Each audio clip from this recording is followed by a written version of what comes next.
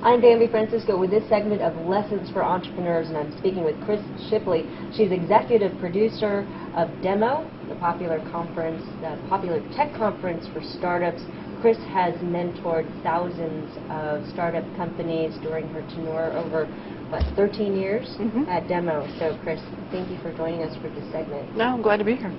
For our thousands of entrepreneurs in the Vader community, this is the segment, Lessons Learned, where they get to hear from you, experts or fellow entrepreneurs, what 3 pieces of advice that they should actually put on their refrigerator and look at every day, so to give them, direction.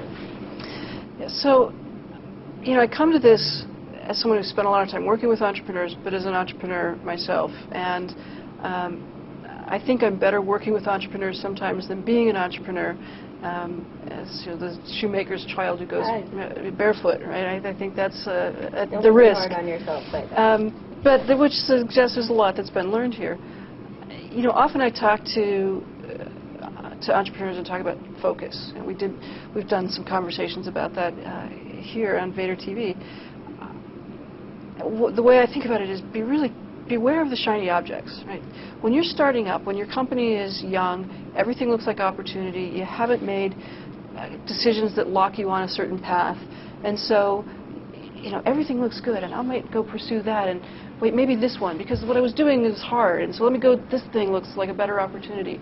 And I think that is tremendously challenging for us, particularly for a resource-constrained startup, and what startup is not, to lose your focus. So all those things that are attractive around the edge, warning Will Robinson, you need to stay, put the blinders on, and be wary of those things that look too good out there, because they probably are.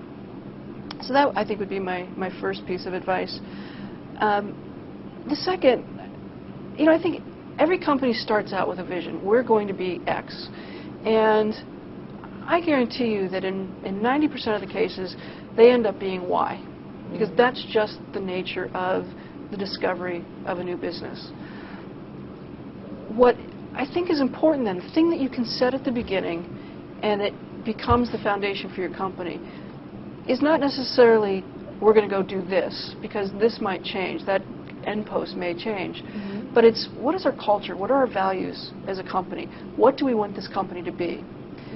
How do we want to act with our customers? How do we want to act with one another as colleagues? How do we want to be in the market? What are our values? A lot of companies, every company has a culture. Some of those cultures are deliberate, and some of those cultures happen accidentally.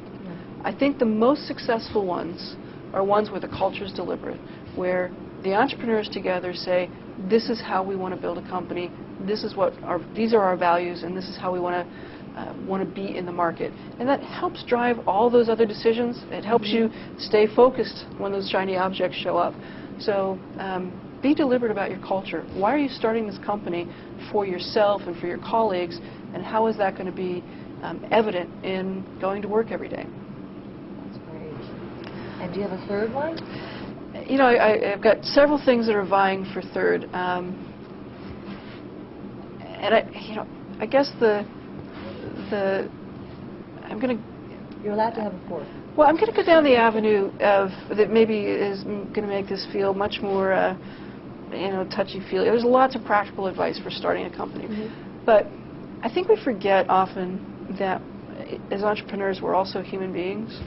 Right? And as human beings, we have families, we have other obligations, we have our health. I was joking with somebody recently, startups make you fat. I mean, you lose track of everything.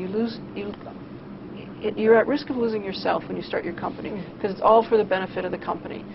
And find your balance and engage your family. I think a lot of people go off and start companies because that's what they want to do, and they're passionate about a technology, and they forget that they're bringing along a husband or a wife or a partner or children or friends on this incredible journey. So, it feels like a touchy-feely, soft kind of a piece of advice, but I got to tell you, if you're centered in yourself, and you're taking care of yourself, and you're setting that role model for your team, you're going to be a much more productive entrepreneur. And again, you're going to make decisions for the right reasons. So don't lose your, try not, work really hard not to lose yourself, and remember that a lot of other people come along with you and they're there to support you as well. Great. Any personal setbacks or as an entrepreneur yourself, or have you watched any serious failures over the last 13 years looking at thousands of startups? Well, sort of the number one thing, and it's true in my own company, I've seen it play out in lots of other companies, it is that losing the vision and losing the focus. Right? And I think part of that, and I think certainly I know we've struggled with this at Guidewire, and I think lots of companies do.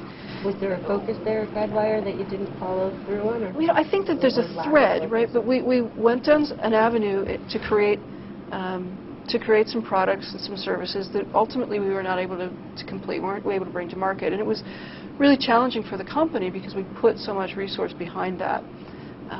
But what happened is we were very clear on what we needed to do, but we kept moving the end post because we're almost there.